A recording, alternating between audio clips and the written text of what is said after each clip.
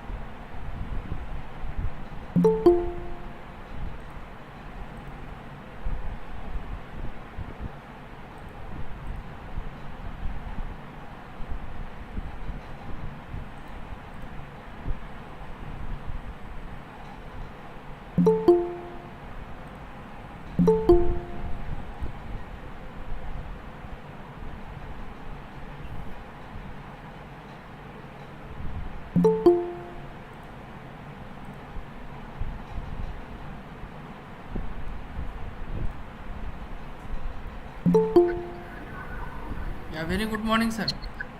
Very good morning to all of you. Yeah. Very good morning, sir. This is Dr. Mouli Chandra, head of the department, QIS College of Engineering Technology. We are very pleased to you to be here, sir, for this online FDP.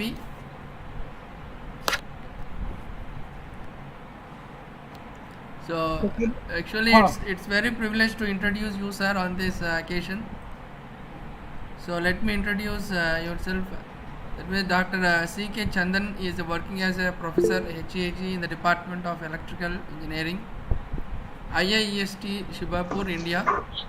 So sir has earned PhD from the Department of Electrical Engineering from the Shibapur, India, with specialization in power systems. Dr. C.K. Chanda has over 33 years of teaching and research experience in the diverse field of power systems engineering and almost 5 years experience in industry. His area of interest includes smart grid, stability and renewable energies, etc.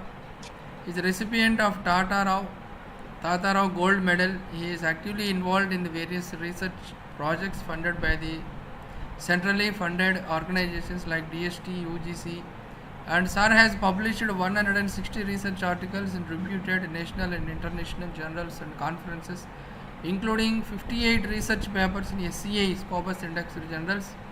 And sir is also a member of the editorial board of the guest editor of the numerous reputed journals. He has authored and co-authored 9 books in reputed publishing houses like CRC Press, Tata McGraw-Hill and PHI and Springer, etc.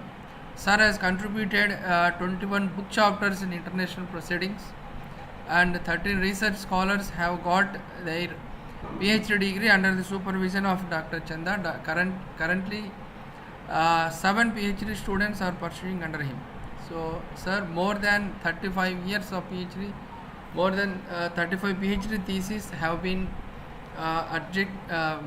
guided by him. He has visited different foreign countries including USA, UK, Australia, Japan and China for academic purposes. And sir is a senior member of IEEE USA, member of USA, and member of the IET UK, fellow of the Institute of Engineers, chartered engineer, and life member of ISTE.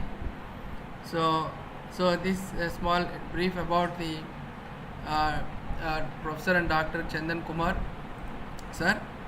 So we all welcome you for this online FDP session, sir. In fact, we are very happy to be here to seeing on this occasion. So participants could utilize this resource very well and gather the information. Thank you, sir. Proceeding over to you, sir. Thank you, sir. Yeah, thank you so much, Professor Suresh, I guess, and good morning to all of you. Actually, I was a little busy today. I had a plan because of your FDP. I cancelled that one, and one of my students, Dr. Dipu Sarkar, he said to me, he was basically a my PhD scholar. Now he's working in NIT Nagaland. Yeah. Just now, Professor Suresh Kumar, possibly I had seen his face. So he requested me, and that's why, even in spite of my little busyness, I agreed, okay, I'll definitely deliver a lecture in my domain, smart grid and renewable energy, what are the relevant challenges and how to go for the remedial solution for all these things. Now let me go to the presentation slide straight away without wasting the time. This is my presentation. Can you see this thing? Presentation? So actually no. Okay. Okay. Okay.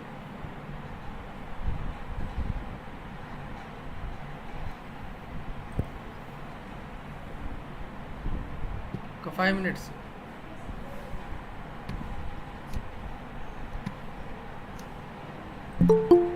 Now I guess you can see the presentation, no? Hello? Can you see my presentation? No, sir, actually, no. Maybe sure network. This is just hold on, no, I am coming. Let me check once again. Again, now your entire screen, and then this, then sharing, and then yeah, I think now it's coming. Yeah, coming, sir. Yeah, it's okay. Let me go for the full slide presentation. Sometimes this is the difficulty, the online presentation, network issue, bandwidth issue, and all that. Anyway, this is my topic, Possibly I said this chapter I will discuss for 1.5 hours or 2. Renewable penetration and challenges and solution. But before jumping into the problem, the renewable penetration or integration and challenges and solution, etc.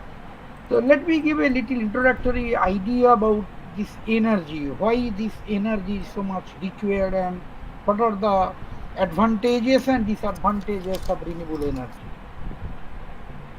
In fact, we all talk about energy right from the morning to night, because we cannot imagine a single moment in our life without energy. That is true. But the question is, where this energy is coming from? This is the biggest question, and that creates a lot of troubles. The energy is basically coming by burning the fossil fuels. What are the fossil fuels? That that is coal, then petroleum, natural gas, etc. But the point is this: if you go on burning these fossil fuels like coal, petroleum, natural gases, a time will come, the whole thing will be exhausted, definitely, because those are the finite sources. They are depleting in behavior, depleting in nature. This is one aspect. Because of this finite source, they will be depleted very shortly. This is one issue. And another issue is this: if we keep on using this fossil fuel, we will go on hurting our Mother Earth, because we need decarbonized energy nowadays. We are continuously increasing the global warming level because of this burning fossil. So these are the issues of burning fossil fuels. Sources are limited, lot of negative aspects from pollution's point of view. So if we want to overcome all these issues, the next question comes in the back of our mind is, we have to go for the renewable energy. But if we talk about different forms of renewable energy, the first thing comes in our mind is the solar energy. Of course, different forms of energy is available. I mean the alternative forms of the tidal energy or the hydrothermal energy, geothermal energy, wind power, solar energy. Even though I do not have any bias over solar energy, but if you talk in terms of our country's perspective, India's perspective, the first alternative renewable energy comes in the back of our mind is solar energy. And I will try to restrict these descriptions or deliberations only in sun's energy or solar energy. I'll try to restrict myself with this because I won't able to cover all kinds of alternative energy within 1.5 hours or 2 hours. So these are the difficulties with this. But what are the, again the negative aspects of renewable energy, like solar energy? They are highly stochastic in nature. Even though the source is not finite, it's not that the sun will going to last for another 100 years or 200. It's not that. The lifespan of sun in the tune of 10 to the power 6 billion years. So practically it is infinite in terms of human time scale. Grandma, come inside. But the point is this, we talk in terms of human time scale, it is infinite, but the point is this, if you talk about wind energy or solar energy or sun's energy, whatever it may be, they are very much variable in nature, stochastic in nature. It depends on the solar irradiance, and right from morning to evening it continuously changing. And it's very difficult to adjust to the demand side management. Say we want maximum power say in the evening time because the power meets the peak value in the evening 6:30 p.m. or 7 p.m. and unfortunately that time sun is not there. But anyway, God is enough kind-hearted to us. Instead of sun, again from 7 p.m. onwards, the wind is there. Sun and wind energy both are complementary. Complementary. If sun is not there, wind is there. If wind is there, not up to that extent, then sun is there. Both are present and God has given us very beautiful.